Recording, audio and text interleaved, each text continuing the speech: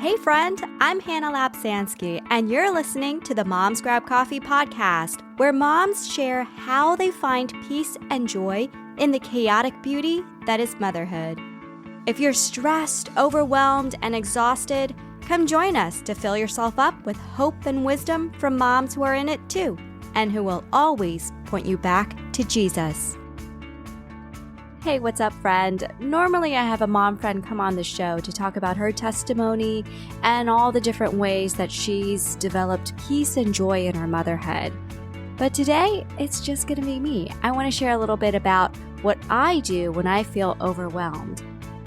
The holidays are right around the corner, and I love them. It is my favorite time of the year. But at the same time, it can feel really overwhelming and anxious.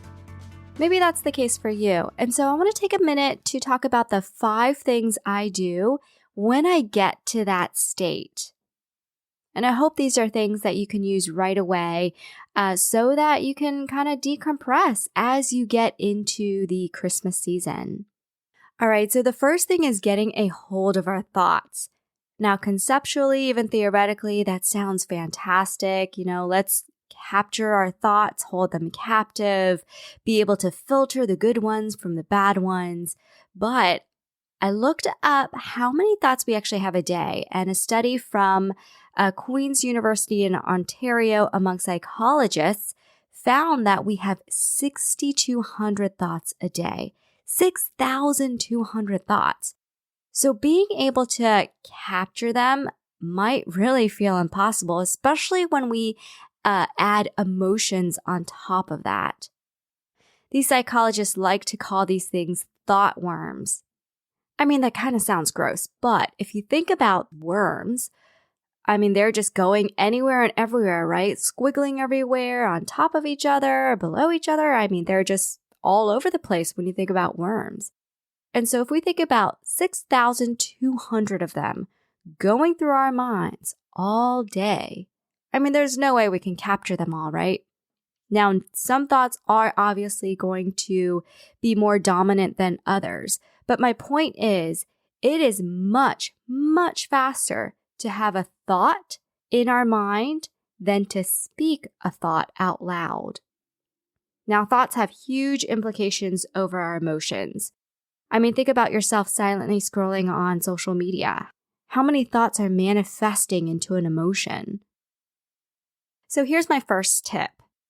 When you feel overwhelmed, speak your thoughts out loud. Because when we speak our thoughts out loud, our minds are forced to slow down. They are forced to process what we are saying. And what that's going to do is allow you to really understand, what is that thought that you're actually having? Why are you actually feeling overwhelmed? What is driving that? What is the actual problem even? In the computer programming world, when there is a really complex problem, what computer programmers tend to do is a method called rubber ducking. When programmers come across a problem in their code, for example, they will take a little rubber duck, place it on their desk, and explain the problem line by line in its most basic form. The idea came from a book called The Pragmatic Programmer, and I am not a computer programmer, but I found this to be really fascinating. The fact that you're taking an inanimate object and you are forcing yourself to speak out what might be a really complex problem that you're trying to work out in your mind is something that has been really successful among this profession. In fact, participants in a study made 78% fewer mistakes than participants asked to complete tasks by working things out in their heads. So thinking out loud can be a really effective way for you to slow your thoughts down, especially when they start spiraling in this overwhelming state. And if it helps you even more, using a rubber duck or another toy, because my gosh, don't we have tons to choose from with kids? If that helps you really focus and maybe even act as a nonverbal soundboard to work through all of those thought worms, then do it. I encourage you to do it. Now, as you're speaking out loud and slowing your mind down and really focusing on why are you overwhelmed, I want you to repeat one truth that you believe about God out loud until your heart believes it. It could be a Bible verse, or it could be a statement of truth like God is sovereign, God is in control, God goes ahead of me, God is trustworthy. You could even sing a worship song, but do it until your heart believes it, because your heart is going to follow what you say. Recently, I went to the polls to go vote because it was election day, and I felt fine walking in. But as I walked out and got into my car, suddenly I felt like my heart was beating faster. I was starting to break out in a sweat. I don't even know why, but suddenly it was like a freight train hit me and said, "You need to be anxious. You should be worried. This could change everything for you and your family." And as I drove away, all I kept saying to myself was, God is sovereign. God is sovereign. God is sovereign. And after a few minutes, I could feel the physical effects of my heart slow down to a normal pace. I felt myself stop sweating, and I was okay. That feeling of anxiety went away because I was telling my heart and my mind the truth. Yes, things can change from an election, but you know what? God is still in control. Now, if I repeated the phrase, God is sovereign, in my mind among all of those other thought worms, I'm just not sure my physical body or even my mind would have embraced that truth to the level that it did. So that's why I think it's really important that you speak the truth out loud with your mouth, with your voice. Point number 3, give yourself grace and embrace your limitations. We all have them. I want to point you to a verse in John 9 that speaks to our limitations having a great and mighty purpose. Now in John 9, it's all about Jesus healing a man born blind. And the disciples asked Jesus, what did this man do to become blind? And in John 9:3, Jesus says, neither this man nor his parents sinned, said Jesus, but this happened so that the works of God might be displayed in him. So what's that saying? Our limitations usher in God's power in our lives. It's okay that we can't do it because God can. So let's stop hating our limitations. Let's stop seeing them as things that we need to fight. Let's recognize their power to bring us to our knees that then ushers in the works of God in our lives. Next tip, actively look for God's blessings around you. What blessings, small or large, have you received? When I think about that, I think of Ren Collective's song, Counting Every Blessings. Do you know that song? It goes, I am counting every blessing, counting every blessing, counting every blessing. And it came on the radio recently.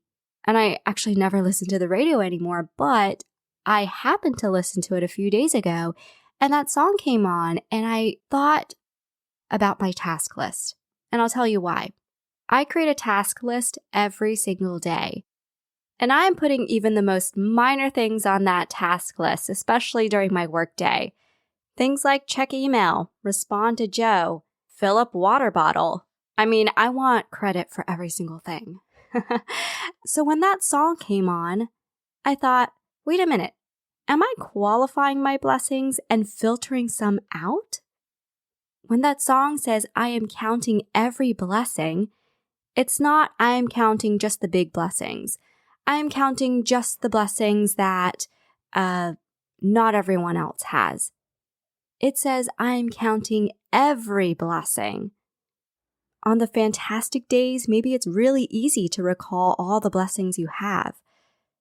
But on those really exhausting, overwhelming, hard days, you might have to think a little bit more. But don't disqualify any of your blessings. A perspective shift that might be helpful to get you to really think about your blessings and everything that you have is to turn I have to to I get to.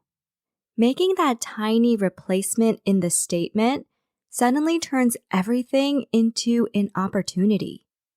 So instead of I have to do the dishes, maybe it's I get to spend some time to myself listening to my favorite podcast or watching a show.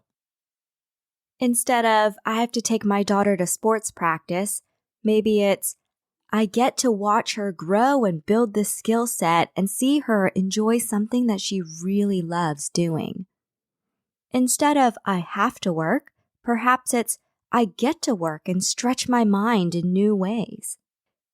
It might take some practice to get to an I get to statement for things that you really don't like doing.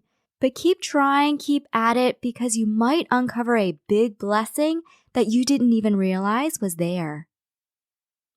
And lastly, suit up in your armor each morning. And what I mean by that is preparing your heart for the day. There are 3 components to that. So first, reflect on yesterday. Start your day by looking back. Where did you see God's goodness and faithfulness? Just like I said about counting every blessing, God's demonstration of goodness and faithfulness may come in really, really small packages. And when you're reflecting, I want to encourage you to look beyond your circumstances, because this is not about whether my circumstances have improved or not. It's not about God being good only when our circumstances change for the better. This is about seeing God's goodness despite what we might be walking through. Did you receive a comforting text from a friend? Did your kids sleep in a few minutes so that you could drink your coffee hot?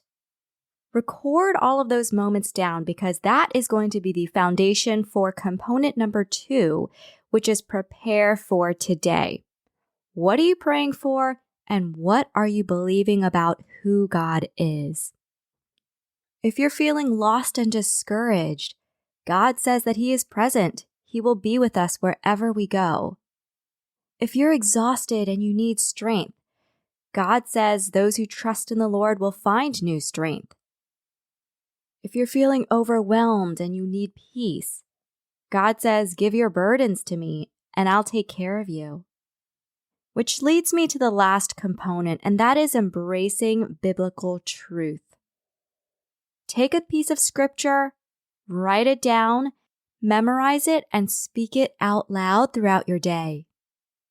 Doing these 3 things has really helped me cling on to God throughout my day, especially when unexpected things pop up, which they always do.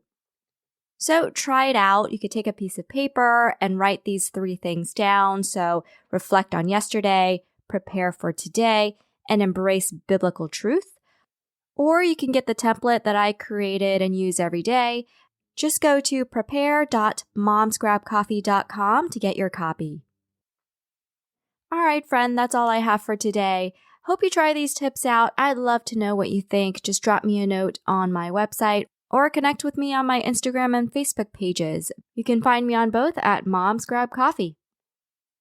Next week, I'm going to be back with a mom friend, and that is Brianna Lambert from Looking to the Harvest.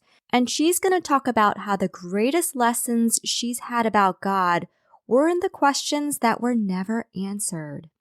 She has a really refreshing and comforting perspective on that. So if you struggle with unanswered prayers, make sure you're following and subscribe to the show so you don't miss out on it. All right, Mama. So I'll catch you again next time for a cup of coffee with a side of faith, wisdom, and hope.